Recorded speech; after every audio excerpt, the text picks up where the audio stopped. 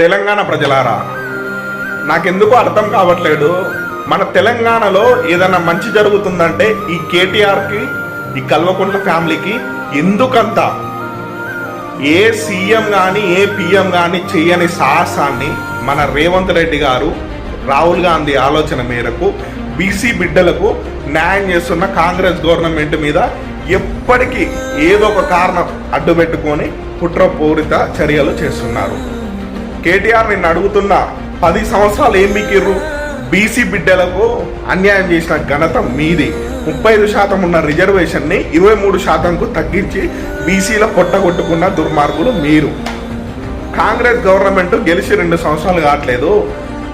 ఏదో ఒక మంచి పని రేవంత్ రెడ్డి గారు ఏదో ఒక గెలిచిన కాంచి నిరంతరం ప్రజల గురించి కష్టపడకుండా పోతూనే ఉన్నాడు. ఏదో ఒకటి ప్రజలకు న్యాయం చేయాలి, ప్రజలకు మంచి పనులు చేయాలి అన్న సంకల్పంతో ముందు